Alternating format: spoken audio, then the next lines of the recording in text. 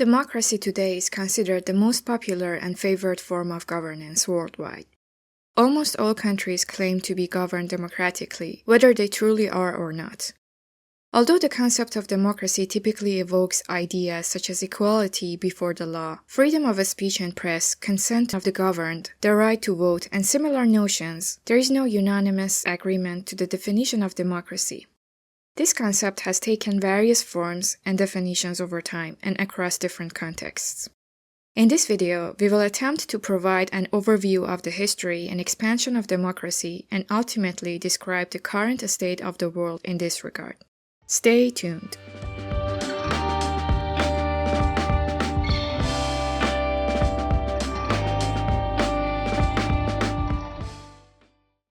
While democracy is commonly associated with modern times, its origins track back to ancient periods.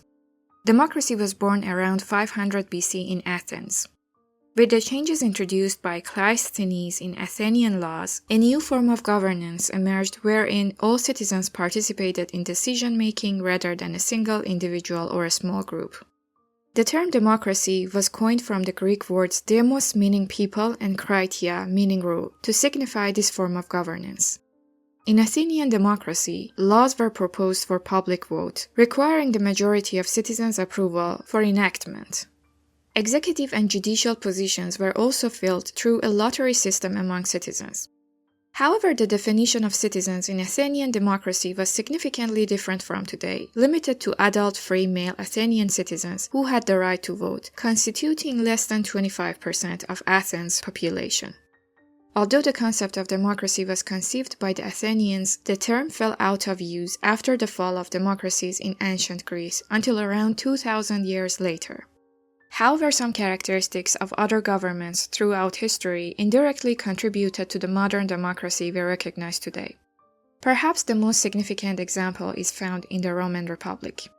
After the collapse of the Roman kingdom, a new form of governance emerged in Rome. While the Roman Republic did not closely resemble modern democracy and even titled its rulers as dictators, the idea that rulers were largely elected through a, though non-free, electoral process laid the groundwork for representative democracies seen today. Whereas Athenian democracy involved the direct participation of all citizens in governance, in the Roman Republic, governance was entrusted to elected representatives of the citizens. Over the years and centuries that followed, there were still instances of public participation in governance worldwide.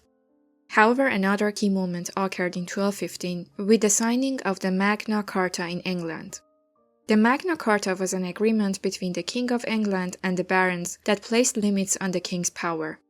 Perhaps a manifestation of this can be seen in the establishment of the English Parliament, where barons participated in legislative affairs.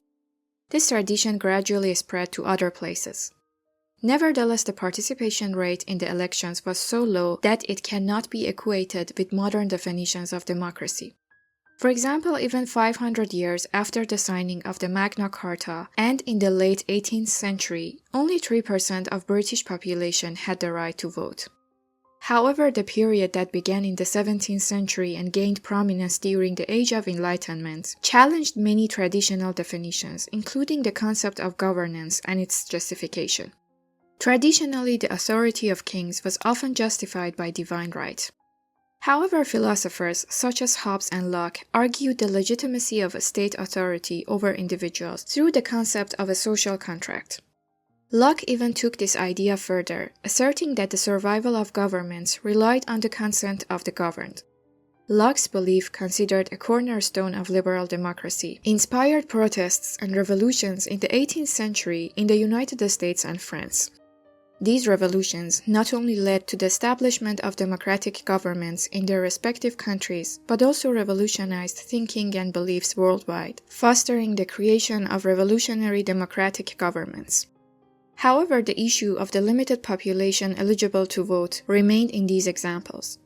For instance, in the first presidential elections in America, only white male landowners who paid taxes had the right to vote, constituting less than 6% of the population at the time. In the 19th century, a limited number of countries began to join the ranks of democracies. However, the primary focus during this century was the broadening of suffrage. As we mentioned, in established democracies, suffrage was restricted to a limited group of free male property owners.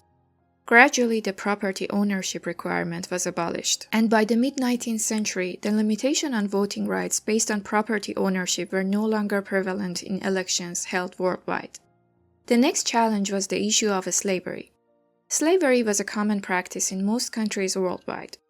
Although initially there was indifference towards the right of slaves in the discourse of human rights, and even, for example, some authors of the Bill of Rights and presidents of the United States themselves were slave owners. Movements advocating for the rights of slaves and human freedom began to take shape in various regions from the early 19th century. From the mid-19th century onwards, these movements succeeded in enacting laws abolishing slavery in various countries and consequently granting suffrage to free the slaves, marking a significant step towards the freedom of all humans. However, the abolition of slavery did not imply equality among humans or the eradication of racial discrimination. For example, in England, although the 1933 law prohibited slavery within its borders, it was not explicitly banned in India. The situation in America was also similar. When slavery was abolished after a bloody civil war, and in 1870, according to the 15th Amendment, racial restrictions on suffrage were removed, it took 100 years until the Civil Rights Movement and the Voting Rights Act of 1965 practically guaranteed this right. This issue remains a hot topic, and race still indirectly determines voting rights in the United States. Moving on, after ensuring voting rights for all men, it was time for women's suffrage, which sought to assert their rights since the late 19th century. Although the self-governing colony of New Zealand recognized women's suffrage as early as 1893, most countries continued to grapple with this issue for decades, and it was not until the mid-20th century that women's suffrage was effectively achieved. Throughout all these years, the number of countries considering themselves democratic increased. In some cases, this process of democratization was influenced by a revolution and the overthrow of absolute monarchy. In other cases, whether due to top-down reforms or bottom-up pressure, absolute monarchies gave way to constitutional monarchies, where the king no longer wielded absolute power and citizens had some participation in governance. The third scenario was the independence of countries under colonization or the collapse of an empire, leading to the establishment of seemingly democratic governments. From the late 18th century to the beginning of the 1920s, known as the first wave of democracy, about 30 countries in the world considered themselves democratic. However, since history does not follow a linear path and is full of ups and downs, the growth trajectory of democratic countries not only halted, but many democratic countries regressed and ceased to be democracies. Such regression was significant, leading to a decrease in the number of democracies to just 12 during the World War II. The primary factor contributing to this problem was the failure of democratized governments to establish cohesive societies. In one hand, the limited tenure of democracy fueled perpetual political strife and inefficiency among rival factions. On the other hand, adverse circumstances, particularly after World War I, offered a window for authoritarian figures to rise to power, suppress opposition, and consolidate control. The emergence of fascist regimes, notably in Europe, exemplifies this trend. The end of World War II, with the victory of the Allies, initiated a new wave of the formation of democratic governments worldwide, known as the second wave of democracy. The increase in democracies during this period was largely due to the continuation of the process of decolonization. However, on the flip side, the occurrence of coups d'etats, largely orchestrated from abroad, led to the regression of some democracies. Despite all the ups and downs, at the peak of the second wave of democracy, the number of democratic countries reached 39.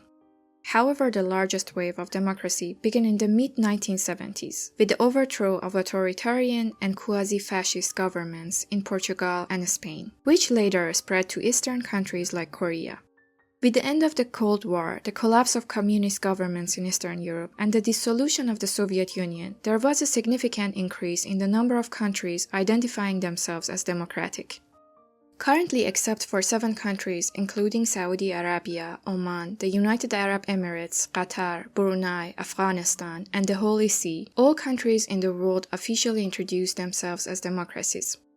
However, the gap between the actual situation in countries and what they claim to be has led to the design and creation of various indicators to assess the level of democracy in countries. There are many indicators in this field, typically focusing on aspects such as the number of elective positions, the freedom of elections, as well as political, civil, and press freedoms. Introducing these indicators, despite all the criticisms they face and the differences they have among themselves, provides a more realistic picture of the official claims of countries regarding their democratic status. According to the latest report released by the Economist Intelligence Unit, which publishes an annual democracy index, out of 167 countries surveyed, only 24 countries were recognized as fully democratic. 48 countries are considered flawed democracies.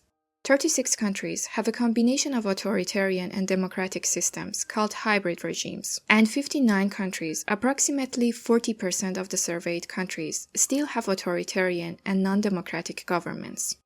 The worrying point alongside these numbers is that various democracy indicators almost unanimously indicate a worsening of the democracy situation over the past decade worldwide. In other words, as historical trends also show, history does not progress linearly towards improving conditions and democratizing societies. Currently, the world is on a path of regression, and stopping this process and returning to the path of democratic development requires the increased attention of all. This was a brief overview of the history of democracy. If you found this content informative, please like it and subscribe to our channel. We'd love to hear from you, so feel free to share your thoughts, comments, and ideas for future topics in the comment section. Thank you for joining, and we look forward to seeing you in the next video.